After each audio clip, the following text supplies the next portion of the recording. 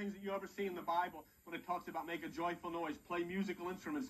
Musical instruments in the scriptures always mean that which is harmony. I was reading something, and I was sharing it with Joan, I was sharing it with Judy the other evening. It was so beautiful. And one of these days I'm going to have to get back to it, because remember we did all the studies on Buddha.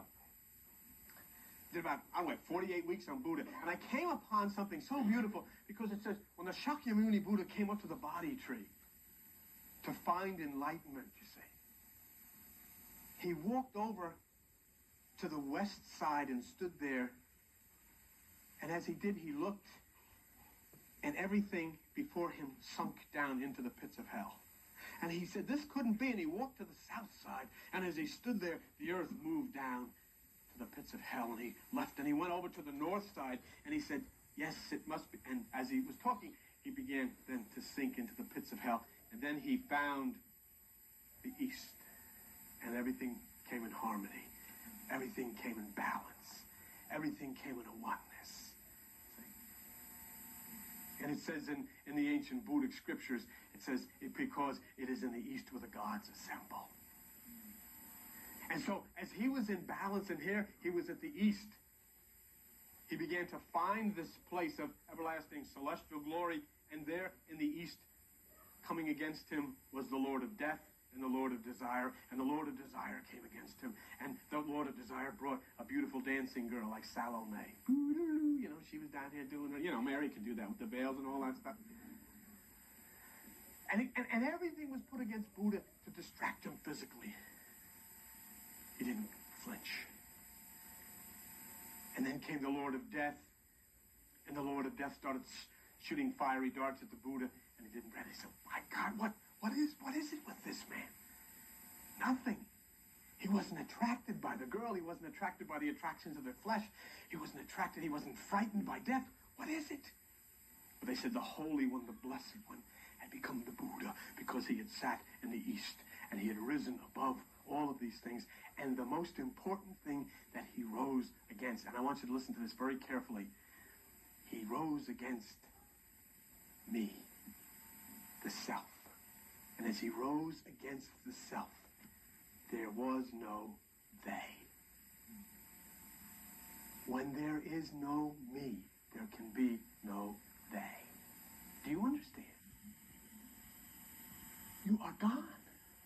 He could not be tempted, because it said if he had for 1 second thought of himself, then he would have been involved with them.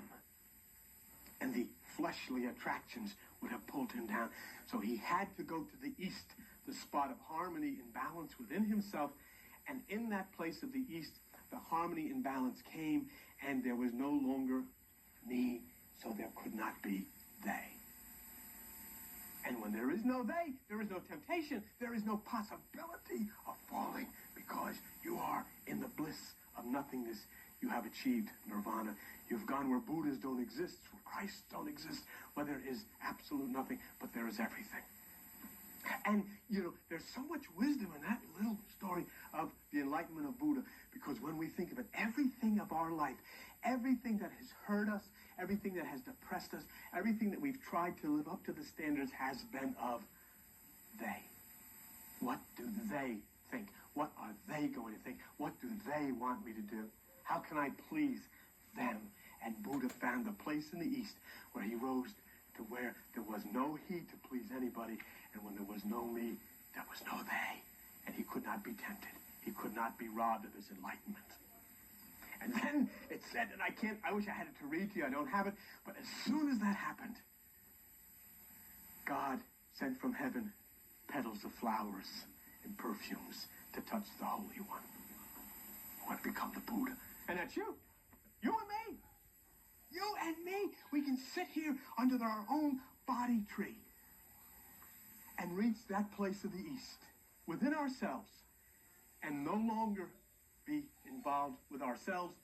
And when we are not involved with ourselves, there is no more they or them and no more concern. We cannot be tempted into failure. So here's that inner harmony then when we talk, when Apollo is playing the lyre, that becomes the music of praise within us, which is the wisdom of Sagittarius. And as Sagittarius sends his arrows as that beautiful celestial Om starts to build, when I know so many of you people, boy, I get some letters. I mean, a few years ago, the letters I get from you people, I'd have to run out of the house. But now I understand, you see. And there's that music of Om starts to build within us during our meditation, and the arrows are sent up from us up into the higher realm, up into the air, the harmony, the praise. Then we know that the sun, Apollo, is playing his lyre.